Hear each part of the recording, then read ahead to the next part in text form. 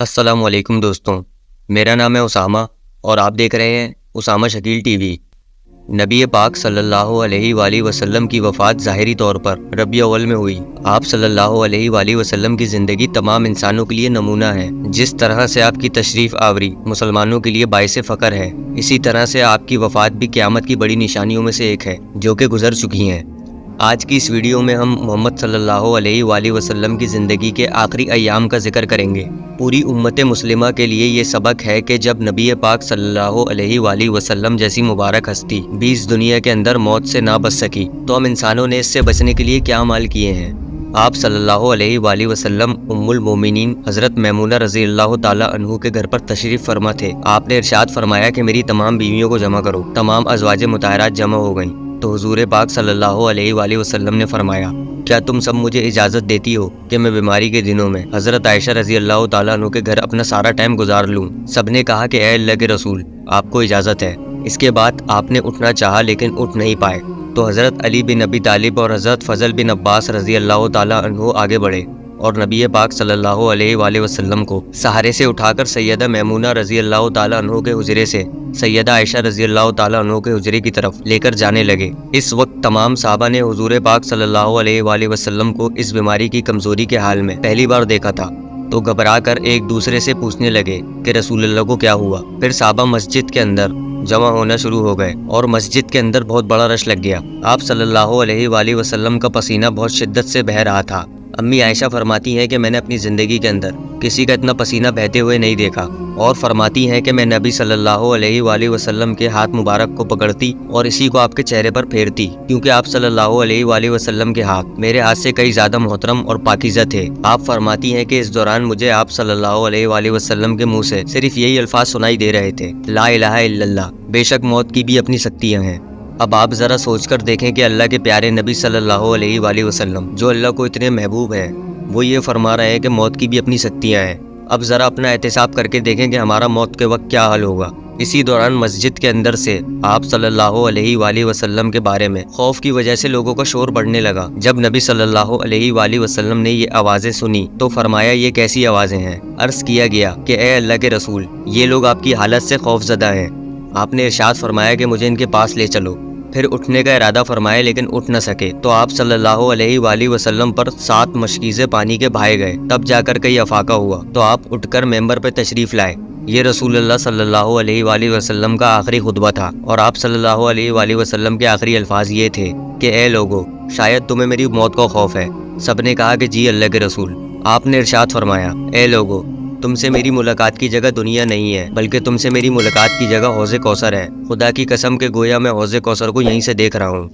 اے لوگو، مجھے تم سے تنگ دستی کا خوف نہیں ہے بلکہ مجھے تم پر دنیا کی فراوانی کا خوف ہے کہ تم اس کے معاملے میں ایک دوسرے سے مقابلے میں نہ لگ جاؤ جیسا کہ تم سے پہلے والی امتوں کے لوگ لگ گئے، اور یہ دنیا تمہیں بھی ہلاک نہ کر دے جیسا کہ انہیں ہلاک کر دیا۔ پھر ارشاد فرمایا کہ اے لوگو، نماز کے معاملے میں اللہ سے ڈرو، اللہ سے ڈرو، نماز کے معاملے میں اللہ سے ڈرو، یعنی کہ عہد کرو کہ نماز کی پابندی کرو گے، اور یہی بات بار بار دہراتے رہے۔ پھر فرمایا کہ اے لوگو، عورتوں کے معاملے میں اللہ سے ڈرو، عورتوں کے معاملے میں اللہ سے ڈرو، میں تمہیں عورتوں سے نیک سلوک کرنے کی وصیت کرتا ہوں۔ مزید فرمایا کہ اے لوگو، ایک بندے کو اللہ نے اختیار دیا کہ دنیا کو چن لے یا اسے چن لے جو اللہ کے پاس ہے، تو اس نے اس کو پسند کیا جو اللہ کے پاس ہے۔ آپ صلی اللہ علیہ وآلہ وسلم کے اس جملے کا مقصد کوئی نہ سمجھ سکا، جبکہ اس جملے سے مراد آپ کی اپنی ذات تھی۔ حضرت ابو بکر صدیق رضی اللہ تعالیٰ عنہ وہ تنہا شخص تھے جو اس جملے کو سمجھے اور زاروں قطار رونے لگے اور بلند آواز سے گریہ کرتے ہوئے اٹھ کھڑے ہوئے اور آپ صلی اللہ علیہ وآلہ وسلم کی بات کو قطع کر کے پکارنے لگے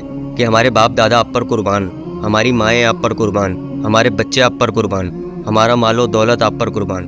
آپ روتے جاتے اور بار بار یہی الفاظ کہتے جاتے۔ صحابہ کرام ناگواری سے حضرت ابو بکر صدیق رضی اللہ تعالیٰ عنہ کی طرف دیکھنے لگے کہ انہوں نے نبی صلی اللہ علیہ وآلہ وسلم کی بات کو کیسے کاٹ دیا، تو اس پر نبی صلی اللہ علیہ وآلہ وسلم نے حضرت ابو بکر صدیق رضی اللہ تعالیٰ عنہ کا دفاع ان الفاظ میں کیا کہ اے لوگو، ابو بکر کو چھوڑ دو کہ تم میں سے کوئی ایسا نہیں کہ جس نے میرے ساتھ بھلائی کی ہو اور اس کا بدلہ میں نے اسے نہ دیا ہو، سوائے ابو بکر کے۔ اس کا بدلہ میں اسے نہیں دے سکا بلکہ اس کا بدلہ میں نے اللہ پہ چھوڑ دیا ہے۔ مسجد نبوی میں کھلنے والے تمام دروازے بند کر دیے جائیں سوائے ابو بکر کے دروازے کے، جو کبھی بند نہیں ہوگا۔ آخر میں اپنی وفات سے قبل مسلمانوں کے لیے آپ کے آخری الفاظ دعا کے طور پر یہ تھے، اللہ تمہیں ٹھکانہ دے، تمہاری حفاظت کرے تمہاری مدد کرے اور تمہاری تائید کرے۔ اور آخری بات جو ممبر سے اترنے سے پہلے امت کو مخاطب کر کے فرمائی وہ یہ کہ اے لوگو، قیامت تک آنے والے میرے ہر ایک امتی کو میرا سلام پہنچا دینا۔ اس کے بعد آپ صلی اللہ علیہ وآلہ وسلم کو دوبارہ سہارے سے اٹھا کر گھر تک لے جایا گیا۔ اسی دوران عبد الرحمن بن ابی بکر رضی اللہ تعالیٰ عنہ آپ کی خدمت میں حاضر ہوئے اور ان کے ہاتھ میں مسواک تھی۔ نبی صلی اللہ علیہ وآلہ وسلم مسواک کو دیکھنے لگے، لیکن مرض کی شدت کی وجہ سے اسے طلب نہ کر پائے، لہٰذا سیدہ عائشہ رضی اللہ تعالیٰ عنہ نبی صلی اللہ علیہ وآلہ وسلم کے دیکھنے سے ہی سمجھ گئیں اور انہوں نے حضرت عبد الرحمن بن ابی بکر سے مسواک لے کر نبی صلی اللہ علیہ وآلہ وسلم کے دندان مبارک میں رکھ دی، لیکن آپ اسے استعمال نہ کر پائے تو سیدہ عائشہ رضی اللہ تعالیٰ عنہ نے نبی صلی اللہ علیہ وآلہ وسلم سے مسواک لے کر اپنے منہ سے نرم کی اور پھر آپ صلی اللہ علیہ وآلہ وسلم کو لوٹا دی تاکہ اپنے دانت مبارک سے تر کرتے رہیں۔ حضرت عائشہ فرماتی ہے کہ آخری چیز جو نبی صلی اللہ علیہ وآلہ وسلم کے پیٹ میں گئی وہ میرا لعاب تھا، اور یہ اللہ کا مجھ پر بڑا ہی فضل ہے کہ اس نے وصال سے قبل میرا اور نبی صلی اللہ علیہ وسلم کا لعاب دین ایک کر دیا۔ ام المومنین سیدہ عائشہ رضی اللہ تعالیٰ عنہ مزید فرماتی ہیں کہ آپ صلی اللہ علیہ وآلہ وسلم کی بیٹی فاطمہ رضی اللہ تعالیٰ عنہ تشریف لائیں اور آتے ہی رونے لگیں۔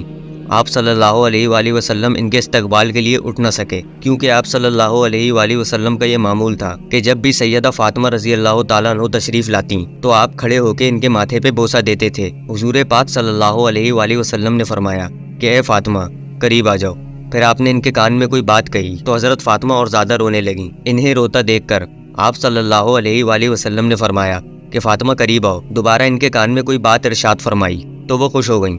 آپ صلی اللہ علیہ وآلہ وسلم کے وصال کے بعد جب سیدہ فاطمہ رضی اللہ تعالیٰ عنہ سے پوچھا گیا کہ وہ کیا بات تھی جس پر آپ پہلے روئیں اور پھر خوش ہو گئیں، سیدہ فاطمہ کہنے لگیں کہ جب پہلی بار میں قریب ہوئی تو آپ صلی اللہ علیہ وآلہ وسلم نے فرمایا فاطمہ آج رات میں اس دنیا سے کوچ کرنے والا ہوں، جس پر میں رونے لگی۔ اس کے بعد انہوں نے مجھے بے تحاشا روتا ہوا دیکھا تو فرمانے لگے کہ فاطمہ میرے اہل خانہ میں تم مجھ سے سب سے پہلے ملو گی، جس پر میں خوش ہو گئی۔ اور اس طرح آپ صلی اللہ علیہ وآلہ وسلم کے وصال کے بعد حضرت فاطمہ رضی اللہ تعالیٰ عنہ کا انتقال سب سے پہلے ہوا۔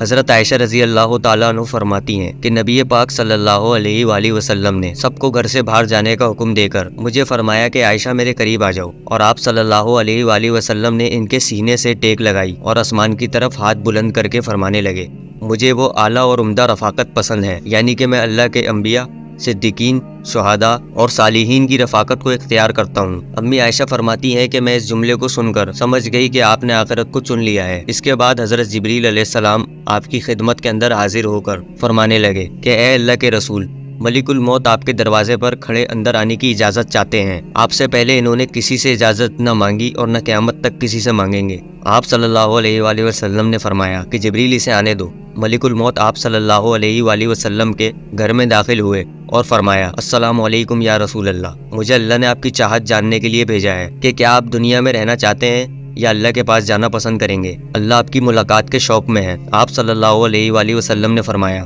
مجھے اعلیٰ اور عمدہ رفاقت پسند ہے۔ ملک الموت نبی صلی اللہ علیہ وآلہ وسلم کے سرہانے کھڑے ہوئے اور کہنے لگے کہ اے پاکیزہ روح، اے محمد بن عبداللہ کی روح، اللہ کی رضا اور خوشنودی کی طرف روانہ ہو، راضی ہو جانے والے پروردگار کی طرف جو غضبناک نہیں۔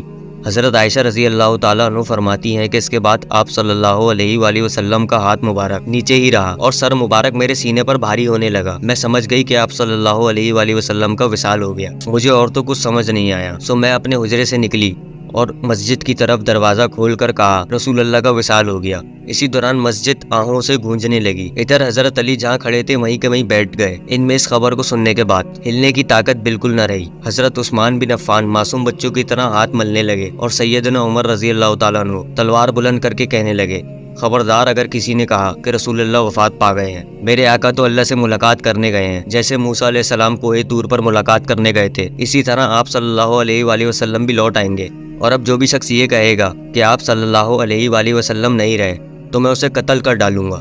اس موقع پر سب سے زیادہ ضبط، برداشت اور صبر کرنے والی شخصیت حضرت ابو بکر صدیق رضی اللہ تعالیٰ عنہ کی تھی۔ آپ نبی صلی اللہ علیہ وآلہ وسلم کے حجرے میں داخل ہوئے اور نبی پاک صلی اللہ علیہ وآلہ وسلم کے سینے مبارک پر سر رکھ کر رو دیے۔ آپ کہنے لگے کہ اے اللہ کے رسول، اس دنیا کے اندر جو ایک موت اللہ نے آپ کے لیے رکھی ہے وہ آپ کو مل گئی، اس کے بعد آپ کو دوبارہ کبھی کوئی موت نہیں آنی۔ آپ نے رسول اللہ صلی اللہ علیہ وآلہ وسلم کے ماتھے پر بوسہ دیا اور فرمایا کہ یا رسول اللہ، آپ پاکیزہ ہی پیدا ہوئے اور پاکیزہ ہی اس دنیا سے رخصت ہو گئے۔ اس کے بعد حضرت ابو بکر صدیق رضی اللہ تعالیٰ عنہ باہر تشریف لائے اور خطبہ دیا، اے لوگو، جو شخص محمد صلی اللہ علیہ وآلہ وسلم کی عبادت کرتا ہے وہ یہ جان لے کہ وہ اب اس دنیا میں نہیں رہے، جبکہ جو شخص اللہ کی عبادت کرتا ہے وہ یہ جان لے کہ اللہ کی ذات ہمیشہ رہنے والی ہے، جسے موت نہیں آنی۔ اس موقع پر حضرت ابو بکر صدیق رضی اللہ تعالیٰ عنہ نے کس قدر امت کو توحید کا پیغام دیا ہے آپ اس بیان سے سمجھ سکتے ہیں۔ حضرت عمر رضی اللہ تعالیٰ عنہ کے ہاتھ سے یہ سن کر تلوار گر گئی اور وہ صدمے کی حالت میں زمین پر بیٹھ گئے۔ حضرت عمر فرماتے ہیں کہ اس خبر کو سننے کے بعد میں کوئی ایسی جگہ ڈھونڈنے لگا جہاں میں تنہائی میں بیٹھ کر رو سکوں۔ اب انسان کی فطرت کا اندازہ لگائے کہ جیسے ہی نبی صلی اللہ علیہ وآلہ وسلم کی وفات ہوئی، مسلمانوں کے درمیان خلیفہ کو لے کر تنازع شروع ہو گیا۔ اس قدر بڑا تنازع ہونے کو تھا کہ لوگوں کو ڈر تھا کہ یہ ایک فتنے کے اندر بدل جائے گا جس سے مسلمان امت کمزور ہو جائے گی۔ اس لیے آپ صلی اللہ علیہ وآلہ وسلم کی وفات کے فوراً بعد آپ کا خلیفہ متفقہ طور پر حضرت ابو بکر صدیق رضی اللہ تعالیٰ عنہ کو چن لیا گیا،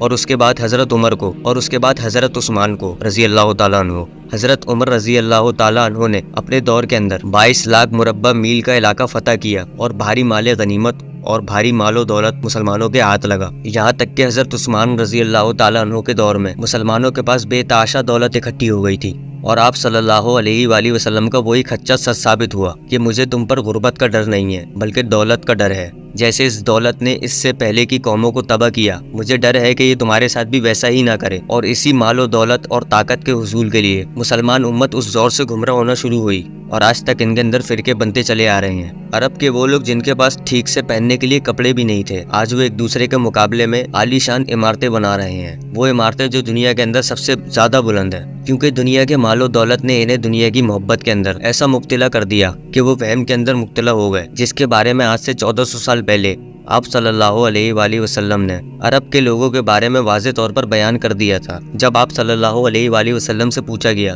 کہ وہم کیا ہے تو آپ نے فرمایا کہ دنیا کی محبت اور موت کا ڈر، اور آج ہم مسلمان کیا اسی ٹائم کے اندر نہیں جی رہے؟ ہم اپنا فیصلہ خود کر سکتے ہیں۔